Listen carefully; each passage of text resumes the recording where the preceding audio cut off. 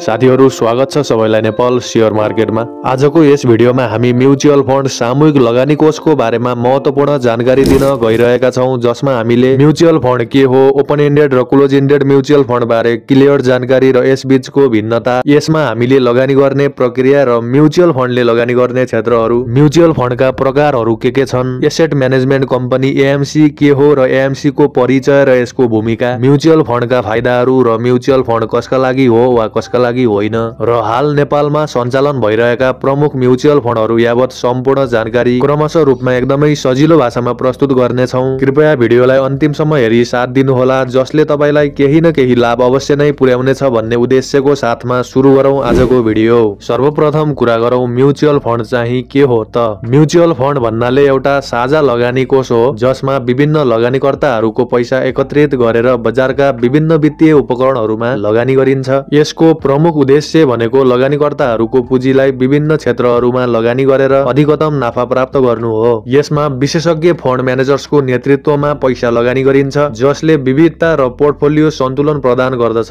यस कारणले म्युचुअल फन्डको लगानीले तपाईलाई कम जोखिममा उच्च नाफा कमाउने अवसर दिने गर्दछ। अब क्लोज एन्डेड र ओपन एन्डेड म्युचुअल फन्डलाई हेर्दाखेरि क्लोज एन्ड म्युचुअल फन्डको प्रमुख विशेषता भनेको यसमा निश्चित म्याच्युरिटी समय हुने र यसलाई नेप्सेमा सूचीबद्ध गरिने व्यवस्था हुन्छ। यी फन्डहरू विशेष गरी आइपिओ मार्फत बिक्री हुने गर्दछन् र पछि दोस्रो बजारमा खरिद बिक्री गर्न सकिन्छ र यस प्रकारका फन्डहरूको कोष प्रवर्धक र कोष व्यवस्थापकले 15% भाग स्वामित्व राख्दछन् र बाँकी 85% सार्वजनिक लगानीकर्ताहरूको हुन्छ। र अब ओपन एन्डेड म्युचुअल फन्डको चाहिँ कुनै निश्चित म्याच्युरिटी समय हुँदैन र यी फन्डहरू नेप्सेमा सूचीबद्ध हुँदैनन्। यसमा जारी गरिएका युनिटहरूको संख्या माग अनुसार बढ्न सक्छ र यस प्रकारका फन्डहरूमा तपाईँ हामीले खरिद र बिक्री प्रक्रिया एसेट म्यानेजमेन्ट कम्पनी एएमसी मार्फत व्यवस्थापन गर्नुपर्ने हुन्छ र कुनै पनि समयमा तिनीहरूलाई रिडिम गर्न पनि सकिन्छ र यो एएमसी बारे हामी एकछिनमा छलफल गर्नेछौं।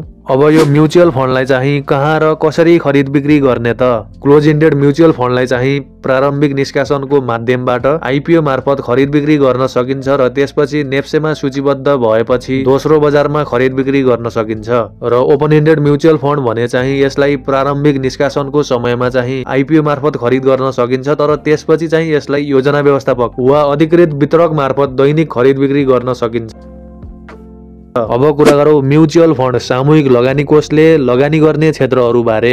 नेपाल सरकारको सामूहिक लगानी कोष नियमावली 2067 को नियम 34 र 36 अनुसार म्युचुअल फन्ड सामूहिक लगानी कोषले निम्न क्षेत्रहरूमा लगानी गर्दछ। बोर्डमा दर्ता भएका धितोपत्र, सार्वजनिक निष्कासन भएका धितोपत्र विनिमय बजारका सूचीकृत धितोपत्र, नेपाल सरकार वा नेपाल राष्ट्र बैंकले जारी गरेको ऋणपत्र, ट्रेजरी बिल, मुद्रा बजारका अन्य साधनहरू र बैंक तथा वित्तीय संस्था निक्षेप साथै मुद्रा बजार उपकरणहरू अर्थात् मनी मार्केट इन्स्ट्रुमेन्ट्स र नेपाल धितोपत्र बोर्डले तोकिदिएका अन्य वित्तीय साधनहरूमा म्युचुअल फन्ड सामूहिक लगानी कोषले लगानी गर्ने गर्दछ।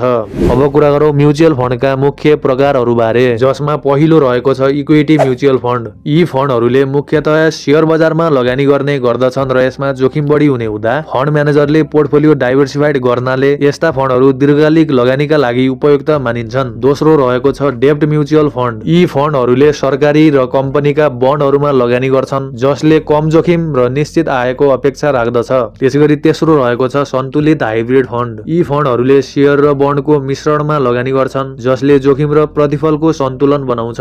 त्यसैगरी मनी मार्केट फन्ड। यी फन्डहरूले सर्ट टर्म सरकारी सुरक्षा र बैंकका फिक्स्ड डिपोजिट जस्ता साधनमा लगानी गर्छन्, जसले कम जोखिम र निश्चित आय चाहने लगानीकर्ताहरूका लागि उपयुक्त हुन्छ। त्यसैगरी इन्डेक्स फन्ड। इन्डेक्स फन्डहरूले प्रमुख बजार इन्डेक्सहरूको प्रदर्शनमा आधारित भएर लगानी गर्दछन् र यिनीहरू कम शुल्कमा उपलब्ध हुने हुन्छन्। अब कुरा गरौं एसेट म्यानेजमेन्ट कम्पनी एएमसी बारे। नेपालमा म्युचुअल फन्डहरू एसेट म्यानेजमेन्ट कम्पनी एएमसी द्वारा प्रबन्धित गरिन्छ। यी कम्पनीहरूले फन्डहरूको सम्पत्ति व्यवस्थापन गर्दछन् र विशेषज्ञ फन्ड म्यानेजरहरूको टोली मार्फत बजारको विश्लेषण गरेर लगानी निर्णयहरू लिने गर्दछन्। यसले गर्दा लगानीकर्ताहरूलाई सुरक्षित र सस्तो तरिकामा राम्रो प्रतिफल प्राप्त गर्न मद्दत गर्दछ। र AMC for mutual fund in Nepal चाहिँ क वर्गका वाणिज्य ब्याङ्कहरू अर्थात् ए क्याटेगोरी ब्याङ्क हुने गर्दछन्। अब म्युचुअल फन्डमा लगानी गर्नुको फाइदाहरूलाई हेरौं। म्युचुअल फन्डका प्रमुख फाइदाहरू यस प्रकार रहेका छन्। पहिलो फाइदा रहेको छ ब्लू चिप कम्पनीमा लगानीको अवसर। म्युचुअल फन्डको एक विशेष फाइदा भनेको यसले तपाईलाई ब्लू चिप कम्पनीहरूमा लगानी गर्ने अवसर दिन्छ।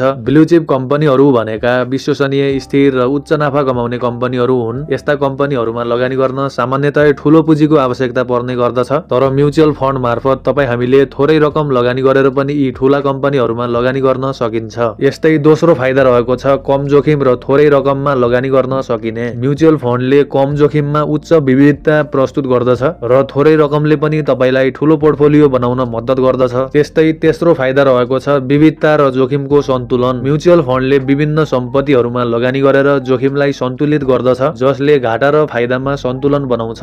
त्यसैगरी अर्को विशेष फाइदा रहेको छ पेशेवर प्रबन्धन अर्थात् प्रोफेसनल म्यानेजमेन्ट। म्युचुअल फन्डमा पेशेवर फन्ड म्यानेजरहरूले सबै डिसिजन लिने गर्दछन्, जसले तपाईलाई बजारको जटिलताबाट बचाउँछ। र अब कुरा गरौँ म्युचुअल फन्ड सामूहिक लगानी कोष तपाई हामीको लागि उपयुक्त छ कि छैन। यदि तपाई हामीलाई अधिक विविधता, कम जोखिम र निष्क्रिय लगानी चाहिन्छ भने म्युचुअल फन्ड तपाई हामीलाई उपयुक्त छ। र यदि तपाई हामीले उच्च जोखिम चाहन्छौं र छिटो नाफा गर्न चाहन्छौं भने चाहिँ म्युचुअल फन्ड सायद तपाई हामीको लागि उपयुक्त नहुन पनि सक्छ। किनभने म्युचुअल फन्ड चाहिँ एकदमै लङ टर्मको लागि दीर्घकालीन रूपले लगानी गर्नुपर्ने योजना हो। र अब हामी हाल नेपालमा सञ्चालन भइरहेका प्रमुख म्युचुअल फन्डहरूलाई सरर निहालौं।